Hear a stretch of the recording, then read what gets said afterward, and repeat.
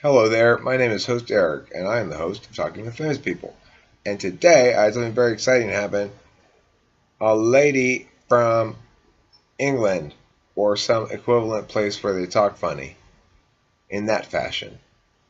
Like South Africa, Australia, New Zealand, England. I can usually tell the accents apart pretty well. This one was out in English. British. From Wales, perhaps. I think she was from New Hampshire. She was from West New Hampshire, down near the lorry station. Near that factory where they make the lifts. Yeah.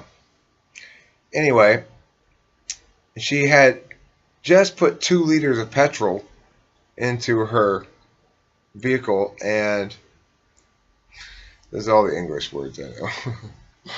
So anyway, she called me, and what was interesting about the conversation is that she didn't want necessarily to record right then, and it wasn't necessarily the best time to call because I had a limited amount of time to talk to her. I had to go back to work. It was my lunch break. But so we talked a certain amount about logistics. It's a terrible place to put that trash can. Anyway, what was weird is basically expressed to me that she wanted to talk to me, but she didn't want to make a video. Like she didn't necessarily want to be recorded. She just wanted to talk to me without being recorded, and asked me what like my policy was on that. And I say, well, it's not. I don't really have a policy or anything. It's just I don't think she used that term, but that's the gist of it. I don't really have a policy or anything. I just I tend to push record because it's killing 2 birds with 1 stone. So I'm having a conversation with you, and if I am having a conversation with you, the advantage an ENTP has, and I think NTs in general, if we're making some sort of show like this, is I'm always going to be talking about ideas with somebody. And so when I get that second party involved, then there's going to be new ideas that hopefully are interesting enough and move quickly enough that it's interesting for people to watch, and they think that it's enjoyable to watch it. And sometimes they'll do a better job, sometimes they'll do a worse job, and sometimes they'll stop watching after a few minutes, and sometimes after the whole thing, and whatever. But the point is, if I'm talking with other people and these new ideas are being generated, then there's some sort of content that, at least in theory, can be attractive to a potential viewer. Now, the reason I mentioned all of this is because right now what I'm saying is this lady called and she didn't want to make a time object out of it. And I said, well, that's fine. I mean, of course you could talk to me regardless. I mean, sure, you want to talk to me. I mean, my take on it is this.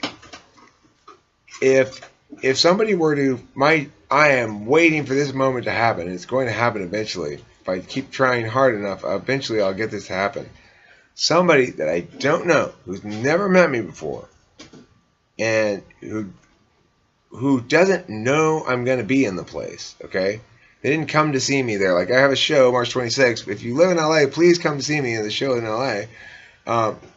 And it costs $5 to get in as a donation. So if you don't want to spend the $5, you don't have to spend the $5. It's okay. You get in for free. And if they say, there's a $5 donation, you go, yeah, and I'm not a donor. I checked my driver's license. It has no Church of Fun donor card on it. Donor sticker on it. So anyway, I mean, obviously you can afford the $5. It'd be nice. There's other bands there who, I'm very happy because I originally asked for a day, and, I was able to get the headlining slot on a Saturday night at Church of Fun, which is really nice to be able to get that. And it's mostly due to networking, connections, sort of friends, basically.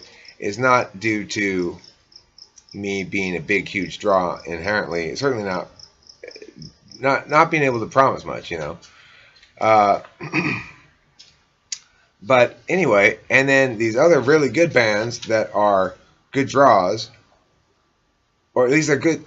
One of the bands, I don't know if they're good or not, but I know they're a good draw. I don't know what they sound like or anything. The other band, I know the guy. He's the one who helped me get me in there. He's a big draw, and he's quite well respected in the community. Mateo Katsu. And so I'm going to be bookended by people by acts that people want to stick around for, which is what you want for sure. So they'll stick around for your thing at 11. You want to be the second to last. You don't want to be the last one to go. Anyway, I'm super, super stoked about that show. But I'm getting off on a tangent. What I wanted to talk about was if someday somebody's gonna recognize me like out in the world unexpectedly coming across me, not seeking me out or anything, and me not expecting anybody to notice me or anything, and they're gonna say, "Are you host Eric?" And it is going to be such. I mean, I just have to fight the urge to just hug and tackle that person, whoever it is, because I'll be like, oh my God, somebody fucking recognized me in the world from YouTube. That'd be the best. Anyway, having random people from England calling me at random times, this is the only thing this person called me for. She wanted to talk to me. That's why she called me from England. A random person called me from England because she wanted to talk to me. Not because she wanted to be on one of the videos. And that's fine if you do want to be on a video. Of course, I'm all for that. It's a totally legitimate motivation. The motivation I don't get, right, is her motivation. That trips me out. She wants to talk to me, but not be on a video. I mean, why? I'm happy to talk to you, but that's great. Thanks.